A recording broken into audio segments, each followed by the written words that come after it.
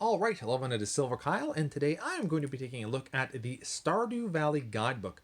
I found this on a website with a bunch of other Stardew Valley merchandise, and I'll put a link in the description box below if you're interested in any of this. I am not sponsored by them in any means, I just really like Stardew Valley, and I wanted to support that. So I ended up getting the guidebook and a t-shirt of Stardew Valley. I'll actually wear this when I do my pickups for May 2020, at the end of the month there. But right now we're just going to focus on the guidebook. So this is, I think, the most official guidebook that you can find for Stardew Valley. They are on their third print, or third edition, I guess. So the first two prints, they were a little bit different. But basically what they would do is every time that they would release a new print, they would update it with whatever was the latest patch for Stardew Valley itself. So this one is updated to include the version 1.4 update that was released in January 2020. So this is the most current one that we have for this guidebook. So it's essentially like, you know, a strategy guide that you would normally get. Rather small, but it is hardcover.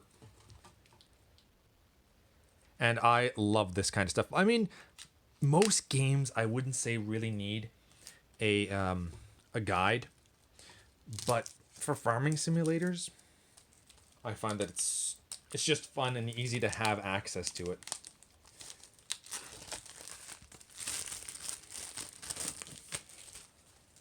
All right. So I think that mine's a little bit damaged on that, but I can probably fix that anyway. So I love the art style to this. This is totally why I decided to get this. It's just very much in the same vein of the actual video game itself.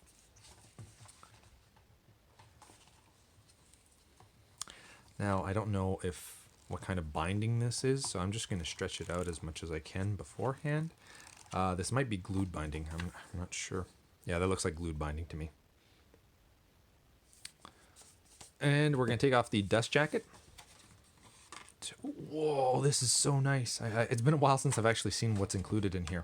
So the actual book itself we'll get to in a second. But on the inside, look at that. The residents of Stardew Valley.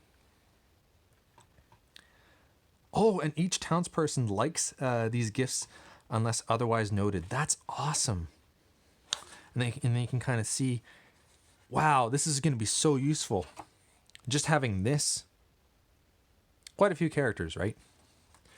All right, so put that over there. And then the actual book itself, the hardcover portion of it, that's really nice.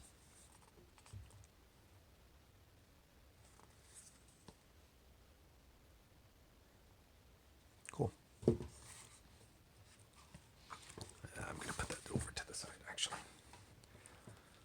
So, because it is glued binding and it's the first time I'm kind of opening it, it does seem like it's a little bit hard, it wants to close right away. So who was included? So this book is based on the Stardew Valley version 1.43. I think the back just said 1.4. Yeah, so this is 1.4.3. Which includes, I think, the multiplayer aspect, and then they kind of give you the table of contents. So getting started, people and places, farm life, crafting and cooking, fishing, mining and adventuring, community involvement and advancement goals, and then the appendix and Farmer's Almanac. They have a nice little forward there. I find that this is just, because that Stardew Valley is such a passion project, right? I feel that they put the same amount of love into this guidebook as well. So that's why I really support this. Like, look, it's just adorable. This is the kind of stuff I really like to support. Most strategy guys, you don't get this kind of personal touch to it. It's very streamlined, it's just made for money. I mean, sometimes it's still very useful, like the Skyrim guidebook that I have, extremely useful. Same thing with the one of the Zeldas that I have, I think Breath of the Wild, extremely useful and handy. But in terms of this personal touch to it, like, look at this, just everything's hand drawn. This is beautiful, beautiful, beautiful.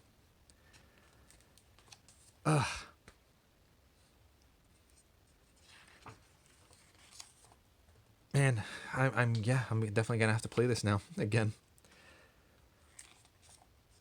All the different areas. This is what I want exactly from a video game. I so hope that they make a sequel to Stardew Valley. I hope they start treating Harvest Moon again like this, like that Natsume can figure out what people want, and more so it's on the graphics department. I find for them, I feel that they really need to make it not look like a mobile game.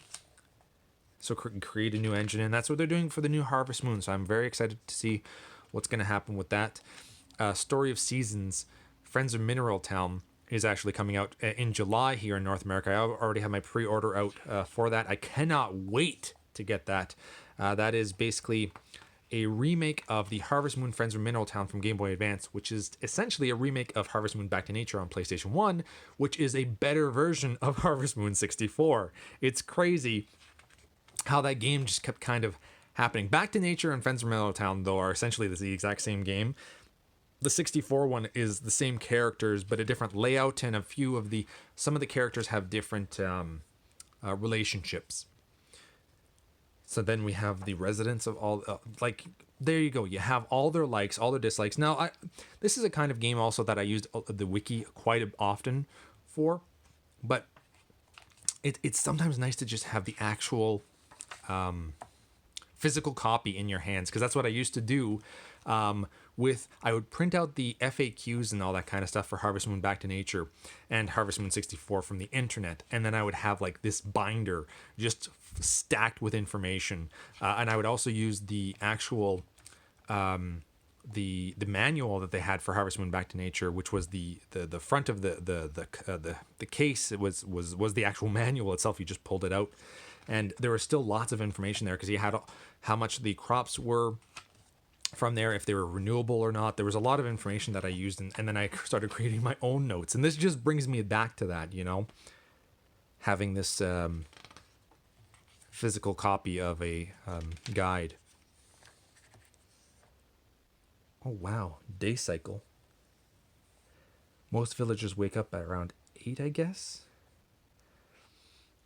Daytime fish. The clinic, the hours. Oh, man, I love this.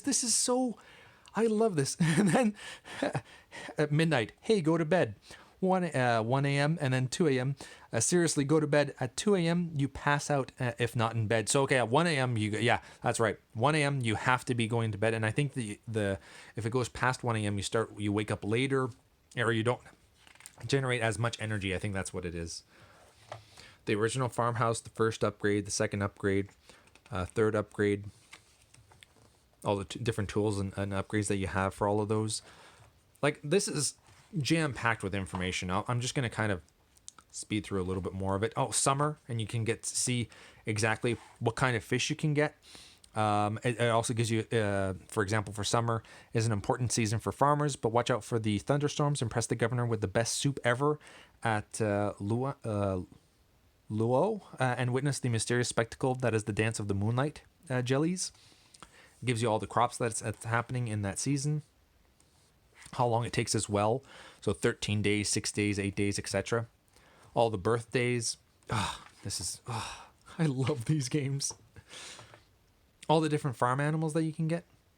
You can get dinosaurs. I have not played the game to completion, obviously, because I didn't know about that.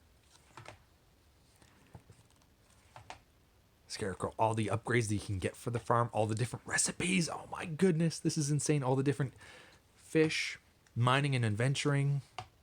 Oh man, this is the amount of